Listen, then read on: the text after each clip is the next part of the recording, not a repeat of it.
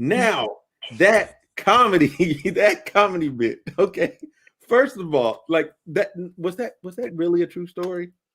Absolutely. Everything that I talk about, everything that I write are lived experiences. All of that is No, true. hold on, give me a second, bro. I lied to you not. I lied to you not. Y'all listen. You can fill them in. Yes. Knowing that is true, it makes it way funnier. Like I was just like, because sometimes like comedians they have these bits and it be like a little bit, it's just a bit. But Yeah. like for that to be true, that's very funny. It was true. Whereas like the homeless guy at the strip club and me quitting and I don't know if you wanted to go into the story or if you want me to expound a little bit more on the set, but it's it's it's cool, you know. So I used to strip in college, and I talk about that in my comedy, and that's the bit you're talking about, right? Yes, Oh, that is okay. exactly So what I'm I'm like, talking because about. if I ain't gotta out myself, I'll just be quiet. That's not the one you talk about. No, I didn't mean you like had to say, yo, I'm a phone. Like I was just like, it is whatever. Because I mean, Yeah. look, y'all got to go watch the bit. But anyway, continue. You continue.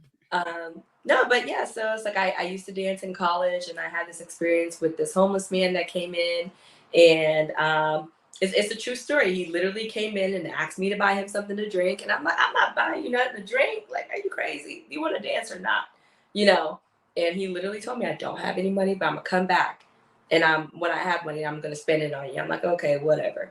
And he came back when he did have money, and he did spend it all on me, and I never gave him a dance. Like, he never touched me. I never took my clothes off, like nothing. We literally just sat down and had dinner.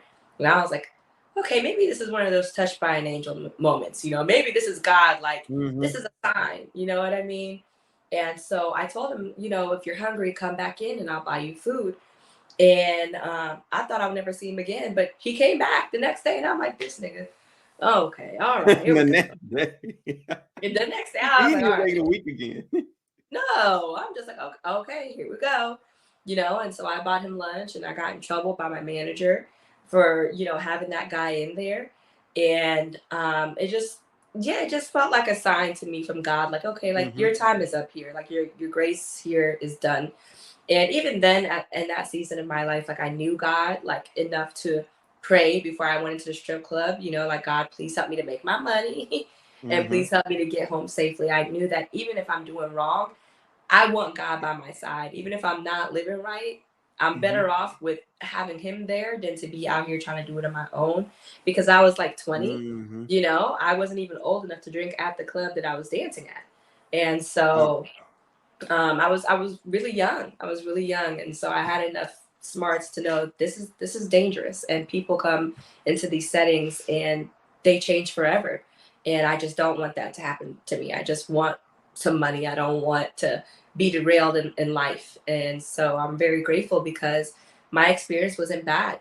You know, God was there. I met a lot of really cool women who were putting themselves through law schools, women who were moms, soccer moms, whose husbands would just drop them off at the strip club like it was their 9 to 5. Like, it really was a good experience. And yeah, no. I don't know. I think I just got lucky in that I don't have any like nightmare stories about dancing, but I know it's because God protected me. And now it's something that I share in my comedy as like a little testimony. I performed Mm-hmm. at EDC on Sunday, the Electric Daisy Carnival. It's Okay. a huge EDM festival out in Vegas, and I was like, I okay, was I'm not gonna gonna ask you do about the. that. Oh, thank you.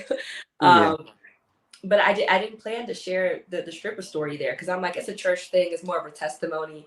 I don't want to, you know, this is a rave scene. I'm not going to bring it up. And then, you know, I just felt the Holy Spirit tell me to, you know, share it. And I did it. And so now that experience in my life that I feel like for a long time I was ashamed of is something that really blesses me and I can use to share about God in a way that's not judgmental or puts people off. Mm-hmm. And so it's a blessing to me and I'm happy that I have that story to share.